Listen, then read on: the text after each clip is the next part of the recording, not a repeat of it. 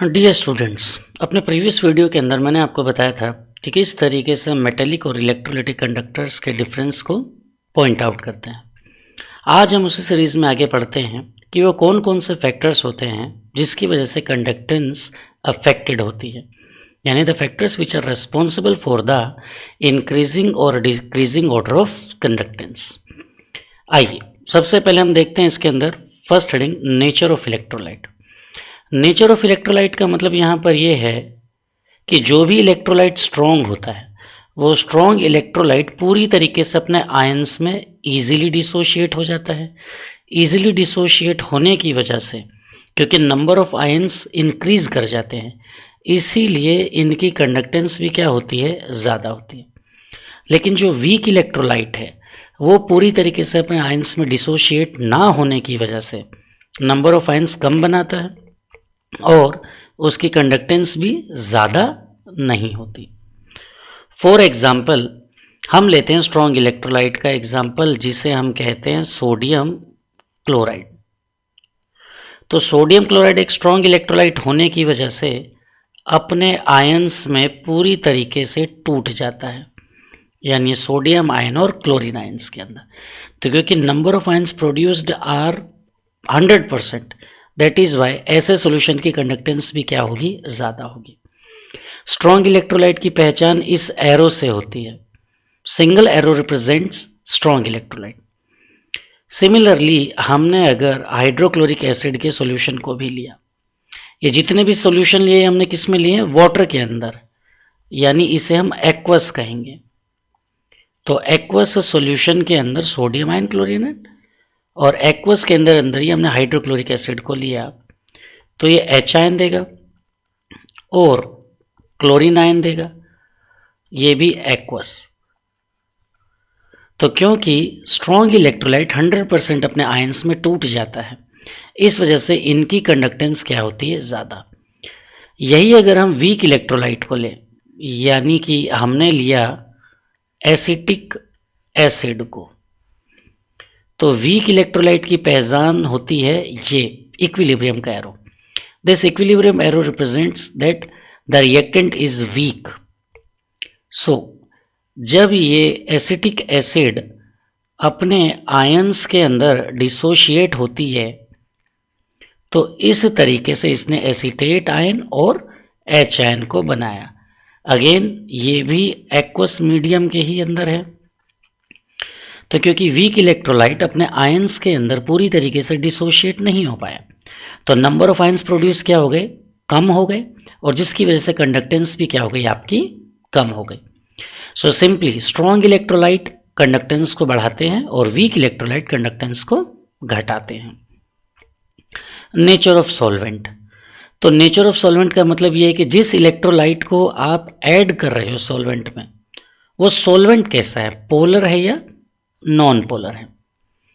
देखो students, chemistry का एक सिंपल सा रूल है कि इसके अंदर एक कहा जाता है लाइक डिसॉल्व लाइक, यानी कि अगर इलेक्ट्रोलाइट पोलर है, यानी उस पर चार्ज है, तो वो पोलर सॉल्वेंट के अंदर ही डिसॉल्व होगा, और अगर इलेक्ट्रोलाइट नॉन पोलर है तो वो नॉन पोलर के अंदर ही डिसॉल्व होता है। जैसे कि हमने अभी भी पढ़ा कि हाइड्रोक्लोरिक एसिड या सोडियम क्लोराइड, तो सोडियम क्लोराइड एक ऐसा इलेक्ट्रोलाइट है जिस पर पॉजिटिव और नेगेटिव चार्ज होता है, यानी ये पोलर है, आयोनिक कंपाउंड है। इसी तरीके से वाटर जो है ये भी पोलर सॉल्वेंट है, क्योंकि वाटर में भी एच आयन और ओ एच आयन्स होते हैं। तो क्योंकि पोलर सॉल्वेंट के अंदर ही डिसॉल्व होगा, तो इसलिए जब हम सोडियम क्लोराइड को वाटर के अंदर डालते हैं तो आयंस का सेपरेशन फास्ट होता है और कंडक्टेंस ज़्यादा होती है। लेकिन यही अगर हम सोडियम क्लोराइड को एल्कोहल के अंदर डाल दें, फॉर एग्जाम्पल हमने लिया इथाइल एल्कोहल, तो इस कंपाउंड के अंदर जो पोलैरिटी है वो बहुत ही कम है। तो पोलैरिटी कम होने की वजह से कॉमन सॉल्ट पहली बात इसके अंदर डिसॉल्व नहीं होगा और कंडक्टेंस भी क्या होगी, कम। तो इसीलिए इलेक्ट्रोलाइट पोलर सॉल्वेंट के अंदर डिसॉल्व होने पर लाइक वाटर, अल्कोहल, इलेक्ट्रिसिटी को कंडक्ट करता है। बट ये अगर नॉन पोलर सॉल्वेंट हो, नॉन पोलर सॉल्वेंट मतलब जिसमें पोलैरिटी का क्या होता है, डिफरेंस होता है। फॉर एग्जाम्पल अगर हम बात करें क्लोरोफॉर्म की, कार्बन टेट्राक्लोराइड की, तो ये जो सॉल्वेंट है इनके अंदर पोलैरिटी बहुत ही कम होने के कारण इनको हम नॉन पोलर की कैटेगरी के अंदर ही रखते हैं। तो नॉन पोलर की कैटेगरी के अंदर रखने की वजह से ये क्या हो गए आपके नॉन पोलर सॉल्वेंट। तो ऐसे सॉल्वेंट के अंदर जब हम इलेक्ट्रोलाइट को डालते हैं तो उसका डिसोसिएशन नहीं हो पाता और इसी वजह से कंडक्टेंस भी नहीं होती है। सिमिलर वे में अगर सॉल्वेंट विस्कस है लाइक ग्लिसरॉल ऑयल, तो विस्कस सॉल्वेंट भी इलेक्ट्रोलाइट को डिसोशिएट नहीं करता है। सो नेचर ऑफ सॉल्वेंट का मतलब सॉल्वेंट अगर पोलर है तो कंडक्टेंस ज़्यादा होगी, सॉल्वेंट अगर नॉन पोलर है तो कंडक्टेंस कम होगी। ये मोस्ट इंपॉर्टेंट फैक्टर है सॉल्वेशन या हाइड्रेशन ऑफ आयन। सॉल्वेशन या हाइड्रेशन ऑफ आयंस का मतलब ये होता है कि जब कभी भी हम किसी इलेक्ट्रोलाइट को वाटर के अंदर डालते हैं, फॉर एग्जांपल हमने बात की सोडियम क्लोराइड की, तो जब कभी भी हम सोडियम क्लोराइड को वाटर में डालेंगे तो इस तरीके से सोडियम आयंस जो हैं उनको चारों तरफ से वाटर के मॉलिक्यूल सराउंड कर लेते हैं। तो ये जो वाटर के मॉलिक्यूल इसे चारों तरफ से सराउंड कर रहे हैं, तो इसे ही हम कहते हैं सॉल्वेशन या हाइड्रेशन। तो जितना ज़्यादा सॉल्वेशन या हाइड्रेशन आयंस का होता है उतनी ही आयंस की मोबिलिटी क्या हो जाती है, कम हो जाती है और आयन की कंडक्टेंस भी क्या हो जाती है, कम हो जाती है।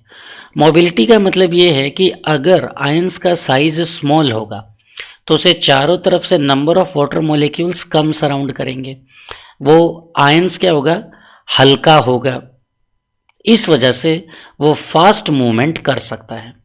लेकिन यही अगर आयन का साइज बड़ा होगा तो उसके चारों तरफ नंबर ऑफ वाटर मॉलिक्यूल्स भी ज़्यादा होंगे जो उसे सराउंड करेंगे, तो इस वजह से हाइड्रेशन उसका कम हो जाएगा और मोबिलिटी बढ़ जाएगी। तो ऐसे आयंस की कंडक्टेंस भी क्या हो जाती है, कम हो जाती है। तो जितना ज़्यादा हाइड्रेशन होगा उतनी कम मोबिलिटी होगी और उतना ही कम उसकी कंडक्टेंस होगी। फॉर एग्जाम्पल अगर हम बात करें लिथियम आयन की, तो लिथियम आयन का साइज जो है सोडियम आयन से कम होने के कारण इसको जो वाटर के मॉलिक्यूल चारों तरफ से सराउंड करेंगे वो भी क्या होंगे, कम होंगे, और कम होने के कारण इसका हाइड्रेशन कम हुआ, इसका जो मोबिलिटी है वो ज़्यादा हो गई और इसलिए कंडक्टेंस भी इसकी ज़्यादा हो गई। सॉल्वेशन सिंपली रिप्रेजेंट कि कोई भी आयंस वाटर के आयन के साथ हाइड्रेट होने पर भारी हो गया है या हल्का हो गया है। इसे हम सोल्यूट सॉल्वेंट इंटरेक्शन भी कहते हैं क्योंकि इलेक्ट्रोलाइट इसमें सोल्यूट हो गया और वाटर इसके अंदर क्या हो गया, सॉल्वेंट। नेक्स्ट देखो इसके अंदर आता है डाइल्यूशन। अब जैसा कि हम लोग जानते ही हैं कि डाइल्यूशन का मतलब क्या हो जाएगा कि जब आप सॉल्वेंट की कंसंट्रेशन को बढ़ा देते हो, फॉर एग्जांपल आपने वाटर को बढ़ा दिया, तो उसकी वजह से स्ट्रॉन्ग इलेक्ट्रोलाइट हो या वीक इलेक्ट्रोलाइट हो, दोनों की ही कंडक्टेंस बढ़ जाती है। क्यों बढ़ जाती है? क्योंकि आयंस की मोबिलिटी बढ़ जाएगी और इंटर आयोनिक इंटरैक्शन जो है वो क्या हो जाता है, कम हो जाता है। तो आयोनिक मोबिलिटी का बढ़ना मतलब अभी तो हमने पढ़ा कि ऊपर जितना ज़्यादा सॉल्वेशन होगा तो आयोनिक मोबिलिटी कम हो जाएगी। यहाँ पर आयोनिक मोबिलिटी का मतलब ये है कि जब वाटर का एडिशन होगा तो नंबर ऑफ वाटर मॉलिक्यूल्स यानी आयंस को मूव करने के लिए ज़्यादा वाटर का वॉल्यूम मिलेगा और इस वजह से आयंस जो पहले कम वाटर के पार्टिकल्स में घूम रहे थे अब उनको ज़्यादा वॉल्यूम मिला और उनकी आयोनिक मोबिलिटी क्या हो गई, बढ़ गई। इंटर आयोनिक इंटरेक्शन का मतलब होता है कि जैसे हमने सोडियम क्लोराइड को लिया तो सोडियम आयन और क्लोरीन आयंस इनके बीच में पॉजिटिव और नेगेटिव चार्ज होने के कारण आपस में भी एक फोर्स ऑफ अट्रैक्शन रहेगा और उसी को हम कहते हैं इंटर आयोनिक इंटरेक्शन। तो जब वाटर के मॉलिक्यूल्स हमने बढ़ा दिए यानी वाटर ऐड कर दिया, तो उसकी वजह से इन आयंस के बीच की जो दूरी थी वो भी क्या हो गई, बढ़ गई। क्यों? क्योंकि वाटर के मॉलिक्यूल्स ज़्यादा हो गए, तो इस वजह से कंडक्टेंस भी क्या हो गई, ज़्यादा हो गई। ओके,